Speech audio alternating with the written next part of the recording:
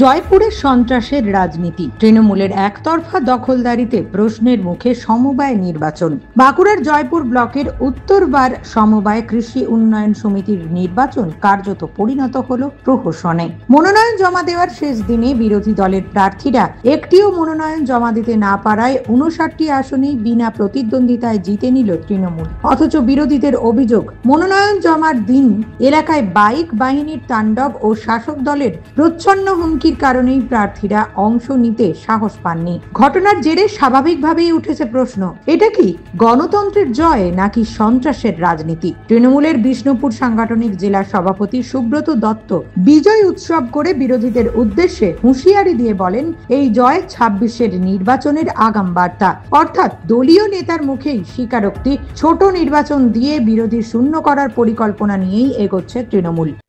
জয় দিয়ে শুরু নয়, জয়ী আমরা পশ্চিমবাংলা জুড়ে জেলাতে শুরু করলাম এবং এই জয়ের তিলক আগামী দিন বিষ্ণুপুর সাংগঠনিক জেলা 6টি বিধানসভাতেই লাগতে চলেছে।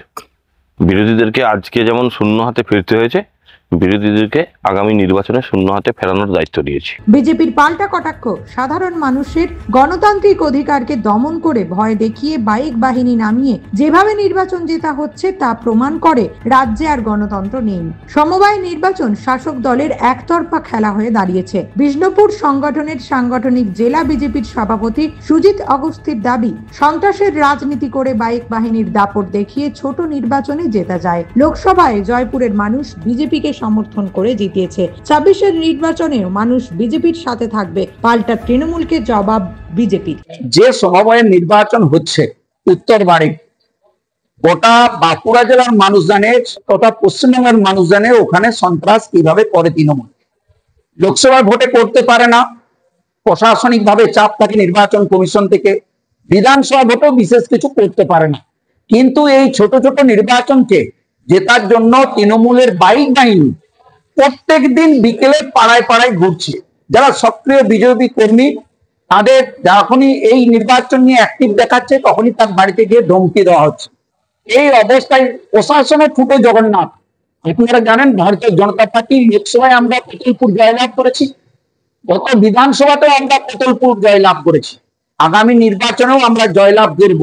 কিন্তু তৃণমূলের সন্ত্রাসের জন্য ভারতীয় জনতা পার্টি ওখানে সমবায়ের নির্বাচনে অংশগ্রহণ করতে পারে। নিউজ আজ বাংলা, বাঁকুড়া। পশ্চিমবঙ্গ সরকার অনুমোদিত স্বাস্থ্যসাথী মান্যতাপ্রাপ্ত রোগী পরিষেবার বিশ্বস্ত প্রতিষ্ঠান দামোদর হেলথ কেয়ার। এখানে রয়েছে 24 ঘন্টা emergency service, doctor chamber, semi modular OT, orthopaedic surgery, প্রসূতি ও গাইনি বিভাগ, general surgery, ENT surgery, uro surgery, micro বা ল্যাপ্রোস্কোপিক সার্জারি, মেডিসিন বিভাগ, upcoming ICU, dialysis, advance physiotherapy, diagnostic centre, pharmacy, 24x7 lift ও ambulance পরিষেবা, medical insurance. আমাদের ঠিকানা মিল মোড়, কতুলপুর, বাঁকুড়া। মোবাইল নাম্বার 9475240280 অথবা 9475240290 অথবা 9647180100।